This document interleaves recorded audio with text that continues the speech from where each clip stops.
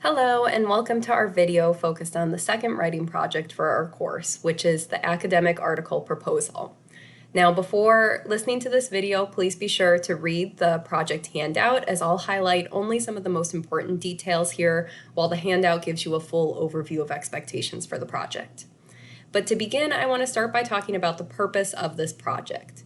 So previously in your annotated bibliography, you had the chance to compile research around the issue you plan to explore in your academic article, where now the proposal is really your chance to begin to take a stance on an issue and to use that research that you compiled to make the moves we've been talking about with academic argumentation. As you assert your own stance, you begin making an argument while both analyzing opposing and supporting viewpoints. The academic article proposal is truly your chance to pitch your vision for the academic article. And so because of that, the other thing I'll emphasize in this video is the more work you put into this current project, the proposal, the easier it is going to be to compose your academic article as the final project, because you will truly be able to pull a lot of the information that you talk about in this project into your academic article. So I really encourage you to think critically and carefully about the ideas you're going to share in your proposal. But to talk about some of the specifics, if we go down to the directions portion here, you'll see that, again, you're looking at various perspectives on a field and using those perspectives to synthesize information and really begin constructing your own argument on an issue in your intended academic or career field. And to do that, what I'm asking you to specifically write starts here under number 1 when we talk about the rationale. So in this project, you'll be composing a rationale that is at least 1,000 words. And that rationale will consist of the 3 sections outlined here. And really, these 3 sections, the issue, they say, I say, these mirror the moves with academic writing that we have been talking about all semester long, and thus mirror the structure that you'll end up writing your academic article around. So to begin, you'll talk about the issue in the first portion of your rationale. And this is very similar to what an introduction and the initial parts of your academic article will be, where you are simply identifying and describing the issue you're planning to explore in your academic article. So you're telling us about the issue itself. You're sharing relevant background information. You're breaking down unfamiliar terms to really familiarize your audience with the topic.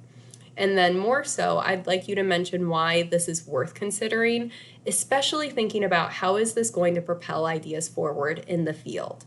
Why is this an important topic to write about? How are you sharing a unique angle that has not been viewed yet, so you truly are contributing to an ongoing conversation? And then next, you'll confront the they say section of your rationale, which is your opposing viewpoints. And so to do this, I'm asking that you not only identify opposing viewpoints and share them, but you get specific here. So who holds these opposing viewpoints? Is it a specific individual, a specific source you're contending with, a group of people?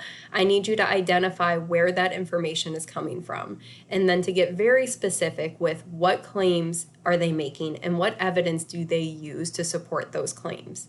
Where have you found a discussion around these topics? And finally, I'd like you to end by talking about how you plan to contend with these views. So will you disagree? Will you acknowledge some portions of them? How do you plan to respectfully enter into conversation with these opposing viewpoints? And that's a great way to then segue into the final portion, which is your I say section of the rationale. So this is where you're going to clearly identify your position and justify and defend that stance. So what stance are you taking around your thesis statement? What support and evidence do you have that you will use in depth to really defend that position? I want you to identify specific sources here, specific arguments that you'll draw from, and again, tie it to your thesis statement. So how is this going to fully support that claim that you are making? And then you'll see as the last portion here, I'm asking that you list your thesis statement. And this truly can be just identified right before the rationale at the top of your project, where you list thesis statement, and then you have that 1 to 2 sentence thesis composed there to really focus the project. And then you'll discuss the issue, they say, and I say sections clearly. Now, after you have the rationale, the other two things I'm asking within this project are that you list 4 relevant sources. And this just needs to be the entries that we would see on a works cited page. And this is truly for a few different reasons. One, it's your second time creating works cited entries in the course, so it's your chance to correct any errors that you might have had on the first project, while also you'll see that I'm upping the amount of sources I'm asking you to share here. So you're expanding your research, you're slowly building towards the amount of research that I'll ask you to have in the academic article. And again, it's just listing the works cited entries here.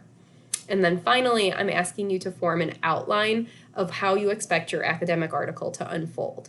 So you'll identify the main points, as well as the support and evidence that you'll use within your academic article.